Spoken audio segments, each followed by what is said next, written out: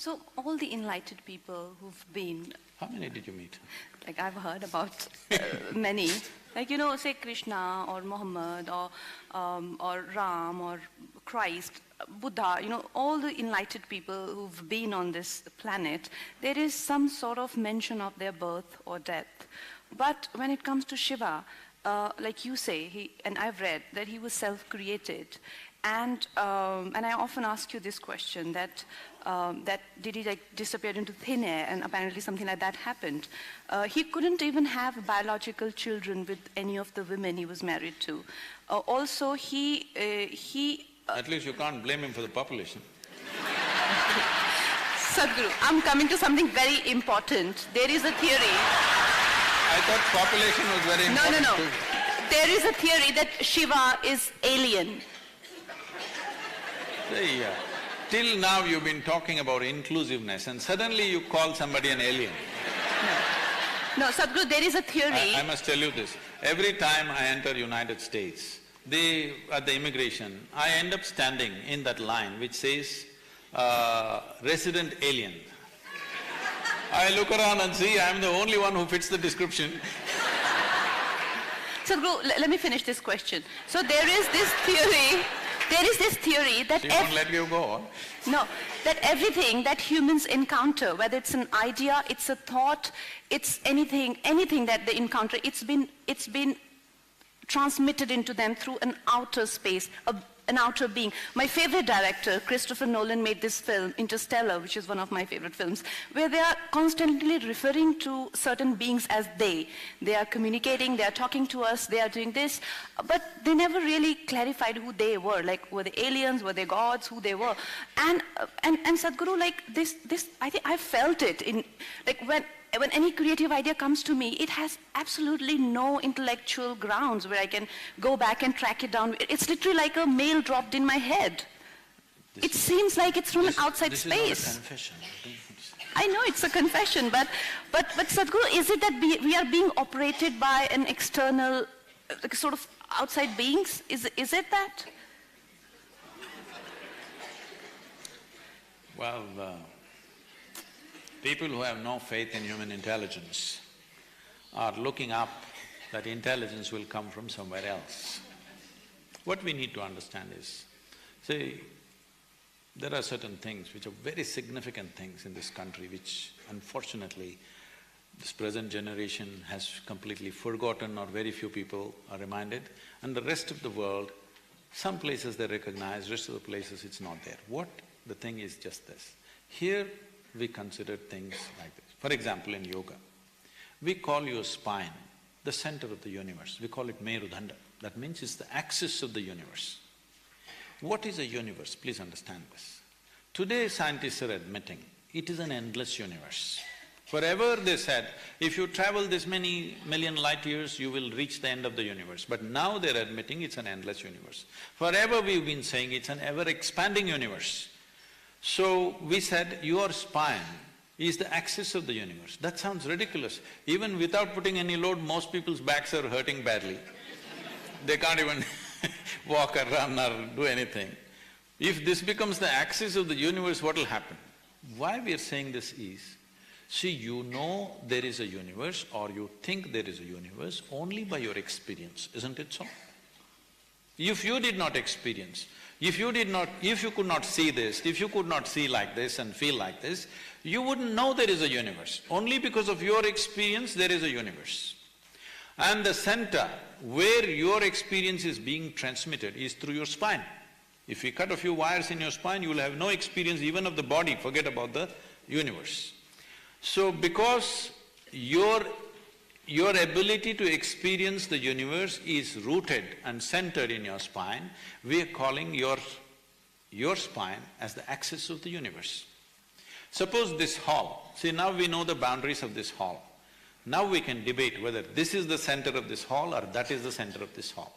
Suppose there are no boundaries to this hall, how would you decide which is the center of this hall? Where you are is the center of the hall, isn't it? From this basis, we developed a whole possibility for a human being, how not just to believe these things, but to make it into a living experience. It is from this the word yoga came, that the inclusiveness happens not because I tell you, oh, I love you, you love me and all this stuff. Inclusiveness happens simply because you obliterate the boundaries of your individuality. Not because I love you, you love me, I hug you, you hug me, so because we are inclusive, no. All that will last for some time. Tomorrow if they do something that you don't like, it'll be finished. But you obliterate the boundaries of your individual nature, including your body, that you know how to sit here without being identified with the boundaries of who you are. Your physical structure, your mental structure, your emotional structure has a boundary. It may be large or small. No, I'm not talking about the body being large. It may be large or small, but it has a boundary. But there are dimensions which have no boundary. What doesn't have a boundary is non-physical in nature. So our focus has always been on that dimension, which is non-physical. That is why Shiva became the most important thing, because Shiva means that which is not, that which is non-physical. Now is he the yogi that we're talking about, is he a human being, did he come from somewhere else? There are many things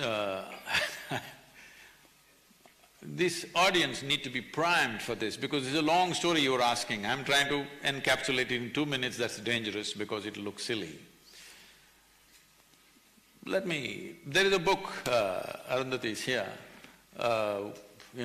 we spoke together and she kind of put it together. And there's a book on Adiyogi, which is going into these aspects, but let me put it across.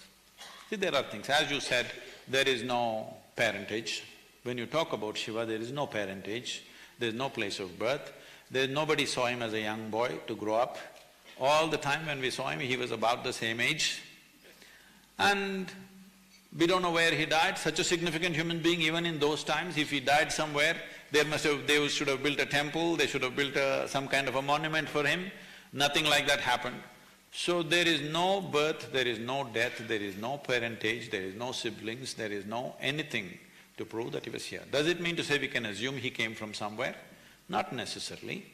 But in many of if you look at the lore, it's very common to refer to Shiva as Yaksha Swarupa.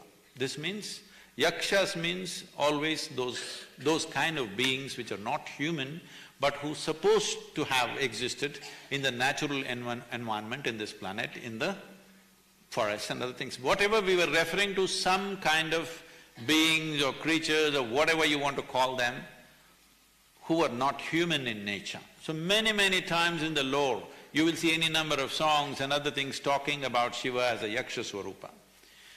So there are many things which point, but there is no specific proof that he came from elsewhere. One thing is the level of intelligence in terms of his mathematics, his music and his geometry, what he thought in terms of that. When you look at it, the times that we are referring to, see, in the yogic culture, let me admit this in front of this crowd because, oh my God, there are cameras. In the yogic lore, it is estimated Shiva or Adiyogi existed as a person, he walked this land somewhere between 60 to 75,000 years ago. When I first spoke this, all the more sensible people around me, who are not as naive as me, they're wiser people, younger people, they said, Sadhguru, if you say 75,000, they will blast you. The only archaeological proof that is there that Adiyogi or Shiva existed is about 12,600 years. You should say 12,600 or 13,000 or 14,000. I said, okay, 15,000. But actually in the yogic lore, there is a clear aspect of… they're talking about celestial arrangements. These celestial arrangements, if you go by the modern astronomy, they existed only somewhere between 60 to 80,000 years, in that span. There is no two ways about it, the things that he's talking about. And now, of the Cambay, what's it called? What is the Indian name for that, I'm sorry?